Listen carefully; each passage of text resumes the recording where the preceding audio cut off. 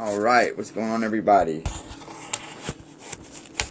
Andrew Vanelli, the ace here. So, what's going on, Sean? What's going on? Hey, Sean, if you'll do me a favor, bud, Amanda's not in here with me. She usually invites for me.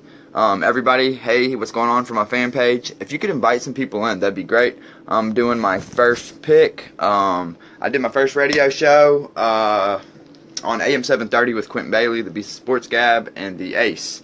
And I got a lot of feedback from the show.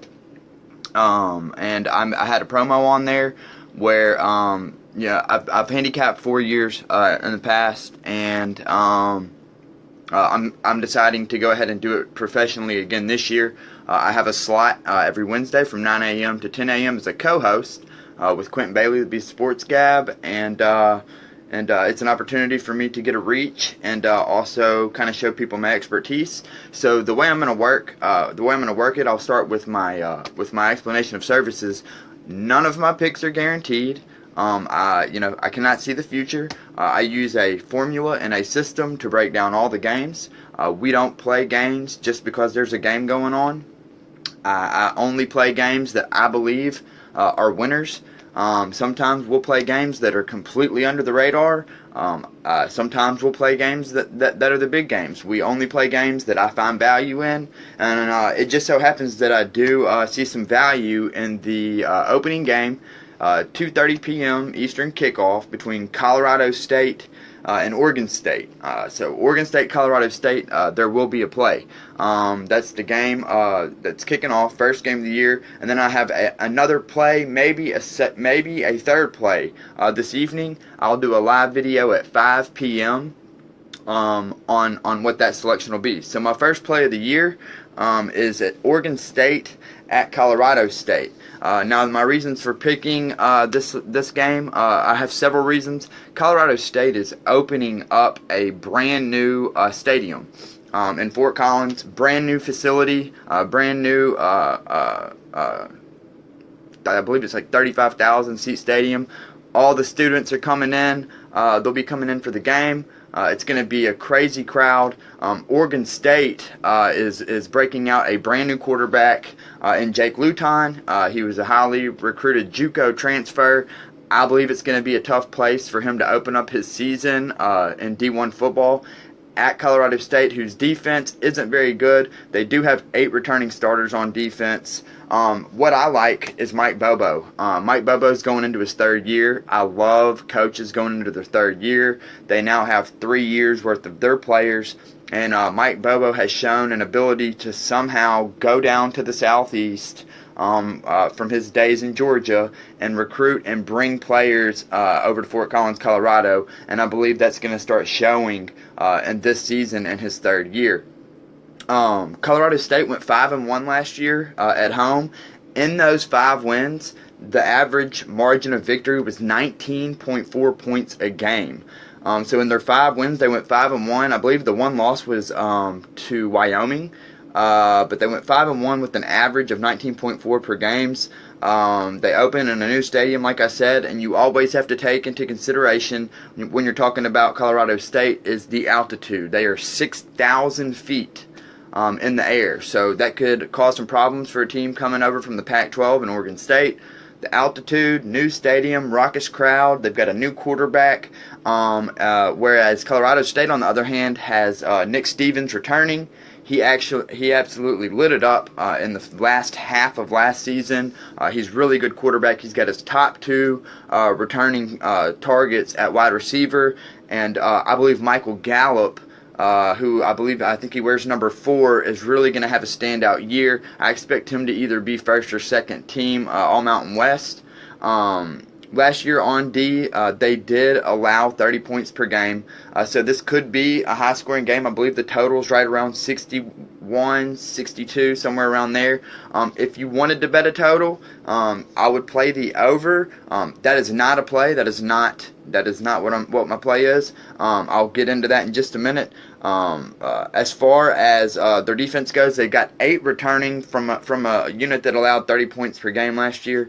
A lot of that was in the last half. They played a lot of good offensive teams. They lost in the Sun Bowl to Idaho 61-50 in a shootout.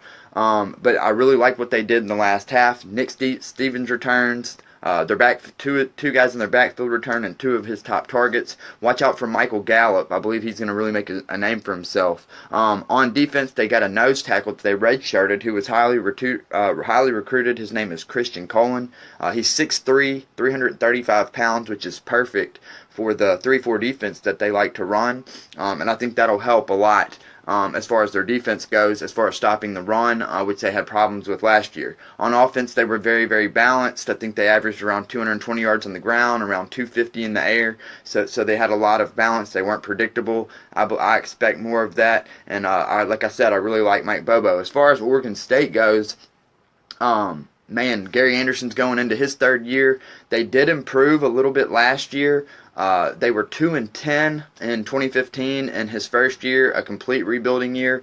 I believe they're still rebuilding. Gary Anderson went 4-8 last year, so they improved 2 games, but they've gone 0-13 on the road in their last 13 road games. 0-13. So Gary Anderson has yet in his 2 years as the head coach to win a road game, which I think it's going to be very tough. Granted, they are in the Pac-12. 0-13 on the road. Last year they went 0-5 on the road, and they lost by an average of 19 points a game in those 5 losses on the road. The line here is 3.5. Colorado State's only laying 3.5. Now, I know it's not a Pac-12 team, but I do think Colorado State will challenge Boise State, give them a run for their money to win the Mountain West. As far as Oregon State goes as well, like I said, they're breaking out a new quarterback. There's big expectations for him. There are big expectations for him. He's 6'7", got a strong arm, but his very first game to kick off his Division I career in an absolutely raucous environment. Fort Collins is going to be absolutely going crazy tonight. Brand new stadium. Students just now returning back to school. It's a televised game, so I expect the crowd to definitely play a factor, the altitude to play a factor, breaking in a new quarterback. I still think that the Beavers are about a year or two away from really, getting above 500. I don't expect them to get to 500 again this year, especially with Pac-12 play. USC, Washington, there's some pretty good teams in the Pac-12 this year. They're definitely the more inexperienced team of the two. I think Colorado State returns 13 total, 5 on offense, 8 on defense, but they return their guys at the key positions, especially the skill positions. On defense, they return 8 from a unit that wasn't very good, but I expect them to improve. Love Mike Bobo. I love the coaching matchup. Like I said, I have a proven system and formula. I will look at matchups. I look at trends. I look at coaching matchups. I look at how they are on the road. I look at how they are against the spread. And Colorado State, like I said, 5-1 last year. And their 5 wins, they won by an average of 19.4 points per game. Oregon State, on the other hand, 0-5 on the road last year, losing by an average of, I think, 19.2 points per game. And they have gone 0-13 on the road. Also, they are the more inexperienced team in a season opener, and they're breaking in a new QB. It'll be his first D1 game, although he is highly touted. So I do expect possibly a high-scoring game. New stadium. Colorado State has a very tough start to the schedule. They've got Colorado coming up next. Then after that, they go to Alabama. So they open up with Oregon State today at 2:30. Then they go to Colorado, and then they go, or no, they play Colorado at home, or in Denver, I believe, on a neutral site. Then they go to Alabama. I do not think it could be a look-ahead spot, say if it was middle of the season, because Colorado is up next. But because it's the first game of the season, I don't think there will be a look ahead. They'll be prepared. They'll be ready to go. Look out for Nick Stevens, the quarterback for Colorado State, and also look out for Michael Gallup. I believe he's number 4, a really good wide receiver who I expect to do big things. So the play today is going to be, to kick off the season, Colorado State. And it's going to be -3. The line is 3.5. We're gonna buy that half a point. Okay. So any bettors out there, if you have an offshore account, however you do it, that's none of my business. I wanna definitely say I do not condone gambling, but at the end of the day, people do it. It is a multi-billion-dollar industry. People are going to do it. They're going to find their ways. If you have an offshore account, if you bet and you put your tickets in at Vegas, however it is that you do it, by the half a point. Take Colorado State -3. It will increase the juice just a little bit. I do believe Colorado State wins fairly easily, and I think they win by at least a touchdown. And I hope everybody has a great Saturday. I've got to get into work. Tune in today at around 5 p.m. Central Standard Time. I will have one more play for sure in the evening games. We've got Rice and Stanford, San Jose State, and South Florida, and then UMass and Hawaii. I've been breaking those games down. I will have one play for sure, possibly two. So my first play for the 2017 NCAA season is Colorado State. It's -3.5. If you can get it at 3, great. If it's at 3.5, buy that half a point. And I will see you guys later on this afternoon.